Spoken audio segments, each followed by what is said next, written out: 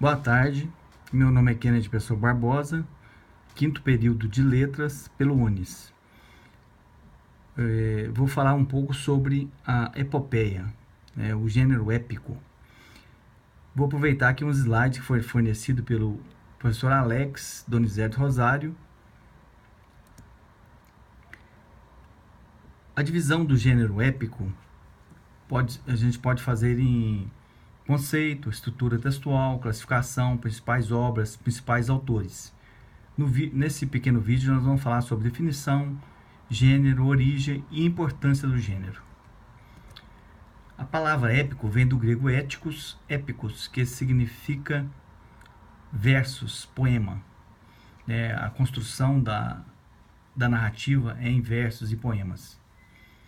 Esse gênero literário consiste em expor de forma literária acontecimentos lendários da história de um povo, ou seja, o texto épico é baseado em um fato histórico.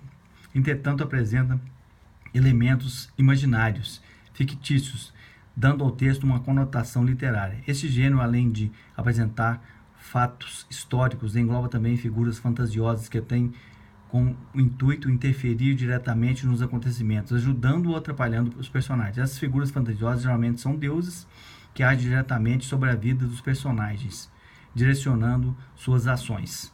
Tem essa interferência do divino, do místico, na história.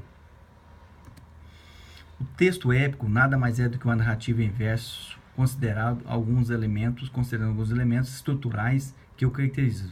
Dentre esses elementos, o narrador, que conta a história, que às vezes faz parte da história, outras vezes é só um narrador. O enredo, que compreende a sucessão de fatos ocorridos na história em si. As personagens em torno das quais os acontecimentos ocorrem.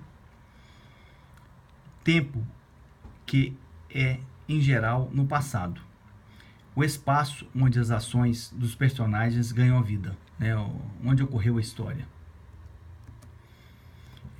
A origem do gênero épico é da Grécia Antiga. Homero foi um dos escritores, que escreveu Ilíada e a Odisseia, que se tornou mais famosa, foi mais ou menos no século 9 a.C. O gênero que se consolidou no mundo da literatura. As epopeias posteriores a ela, que se tem conhecimento, são as indianas, Ramayana, de Valmiki, e Mahabharata, de Vyasa, do século V e século III a.C. Esse é o rei Cilindro de Ciro, conta a história de um rei persa, que é narrada de forma épica, na epopeia, usando versos e registrado num cilindro, como era difícil registrar uma história naquela época. As epopeias clássicas são de fundamental importância para o conhecimento da trajetória histórica dos valores sociais, éticos e políticos da humanidade. São textos cheios de referência, tanto reais quanto mitológicos, e que, devido ao modo como são feitas e escritas, revelam o imenso domínio do autor sobre as palavras. Você escrever uma história usando só a narrativa, sem usar o poema, sem usar a rima, já é muito difícil. Imagina fazer isso usando essas métricas todas, que cobram o poema, a poesia. A importância da epopeia, o gênero narrativo e as transformações do herói, século XVIII. Os longos poemas narrativos entraram em declínio. Surgiu a narrativa em forma de romance, mais apreciada pelo povo, porque essas narrativas anteriores, em forma épica, a epopeia, era mais difícil ser compreendida, e quando veio a narrativa em forma de romance, ela se tornou mais popular.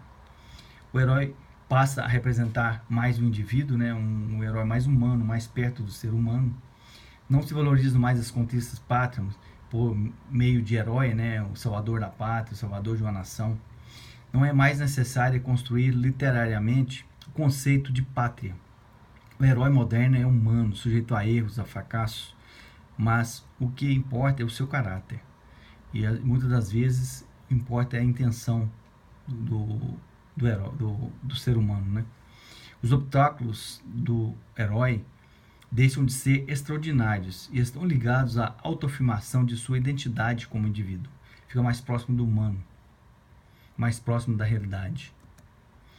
Então é isso que eu queria falar sobre a epopeia. Numa próxima oportunidade a gente fala mais um pouco sobre. Obrigado.